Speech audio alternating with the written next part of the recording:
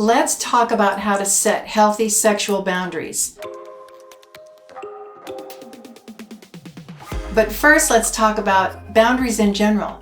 I think with my coaching clients, it's the number one difficult topic.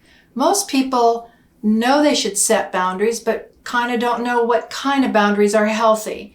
And then maybe when they know what a healthy boundary is, they don't have a consequence, or they've set a consequence, but they don't know how to enforce it or are afraid to enforce it. So there's so much that's written about this. We can't cover it adequately in this video, but let's dive in to some really important things about boundaries and consequences. Boundaries without a consequence are useless. As a matter of fact, they train the other person not to even listen to us or pay attention to us, or that we don't really mean what we say. All of us who are parents know this one. Kids, you better get in and clean your room. Well, or what, Mom? Nobody says that. If they don't clean the room, they are learning how to wait and see what you will do about it. And if you're afraid of conflict or afraid to lose their affection, then you might not do anything about it. And now you've trained your kids that they don't have to really listen to what you say. We do the same thing in dating and other relationship situations with boundaries and consequences. So healthy boundaries are useless without an appropriate consequence. And we have to have the courage and the resolve to follow through with whatever that consequence is. Healthy boundaries are not a no, but they're a yes. It's not a no, we can't have sex, or no, you can't touch me there. It is, yes, I respect myself. Yes, I respect you. Yes, I want to treat you with great dignity and love and honor. Yes, I want you to treat me that way too. Yes, I want to save the best for marriage. Yes, I want to do it God's way. Yes, I'm willing to wait past this temporary pleasure for something even greater. Yes, I want to build deep trust between the two of us. Yes, I want to feel safe with you. Healthy boundaries, especially sexual boundaries in dating and relationships, are all about a big fat bouquet of yeses. Sexual boundaries are really heart boundaries. We are not just bodies. We are not just spirits. We are integrated body, soul, spirit. And what we do with our body affects how we feel about ourselves. It affects our soul even. It affects all the interior parts of us. So they're very, very important.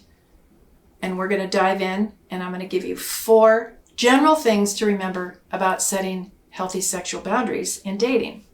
First of all, since this video is kind of aimed to the older folks out there, we're kind of ahead of the pack. We have learned many, many times about unhealthy boundaries. I know I have. And our failure to set and enforce boundaries has really brought a lot of pain to us and to others. So all you have to really do is look back at the way you used to do it and that it didn't work, and you have a clue of how to do it right moving forward, especially in the sexual area. So here's your 4. Number 1, identify. Identify what is right. Identify what is good. This is not rocket science. We have it in the 10 Commandments. We have it in our church. We know what is right and not right when it comes to sexual morality. So identify what is right and have that clear in your mind. If you need help with that, get some professional counsel from a wise and holy person.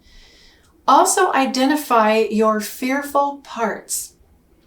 There may be a part of you that wants to take the high path, but there's another part of you who's terrified of being alone, terrified of being rejected.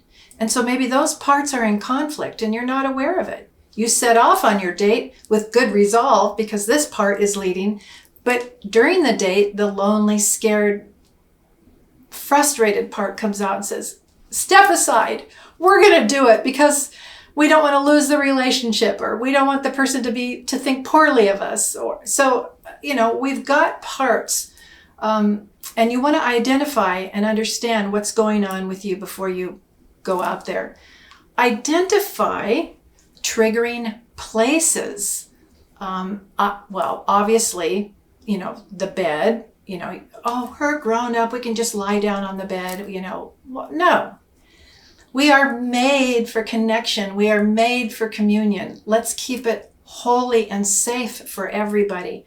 Alone on the sofa, under the blankets, late at night with romantic music. It's just an invitation to overstep healthy boundaries.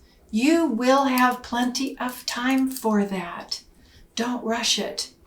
So identify what's right, your fearful parts that might be ready to sabotage you, identify triggering places, and identify triggering activities. For me, it was the alcohol. I love to drink. I love a good cocktail. And in a room with a lot of people, having a drink or two is fine. But as a single woman, when I was then continuing to drink alone with a guy who was like totally gorgeous and my heart was just beating out of my chest for him, it broke down all my resistance, and it made it easier for me to fall. So I learned that alcohol is not a bad thing, but at the right time in the right place, it's good. At the wrong time, the wrong place, it's not. It's disaster. Also, identify what you will do. I am always about planning ahead. So put yourself in that scenario. I know we're going to his house. And if we're alone, I'm going to have to excuse myself. Or if his family is there, everything will be okay. Or I'm grown up, we've been alone, we have our boundaries, I'm fine. But think about it and plan what you will do. Identify what your course of action will be if something happens. And get up, get your keys, leave. I just remember so many times being so strong and saying, pushing myself away and saying, you know what, I have to leave now. And I would get up, I would get my car keys, and then he would say, come back here. And a part of me would go, oh, yes. But I couldn't lead with that part anymore. I had to lead with my intellect and lead with my will and all the graces that God has given us to do things the right way. So identify is number one. Number two, establish your boundaries up front. Say it on the first date. I did this with my husband when we were dating, our very first date.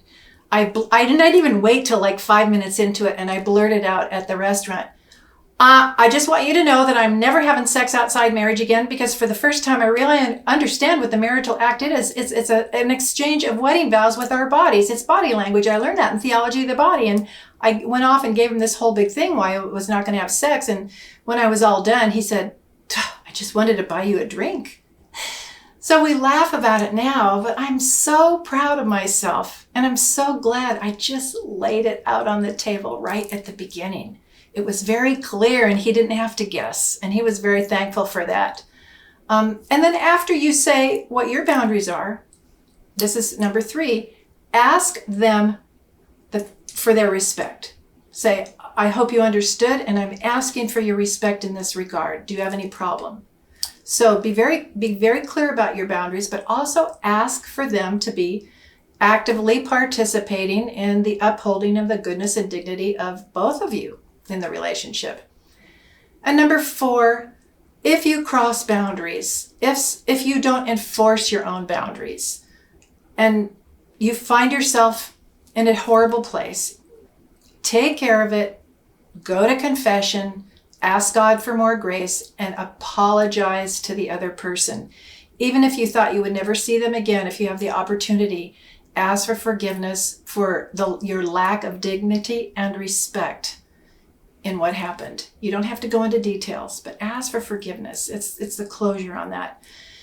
So there's so much more about this, but I've been where you guys have been or where you're going, and I've learned the hard way. I did go to the School of Hard Knocks. It's my pleasure to pass on some of these pearls of wisdom for you. Sex is good. Relationships are good. Martinis are fabulous, but in their proper time and in their proper order. So hang in there.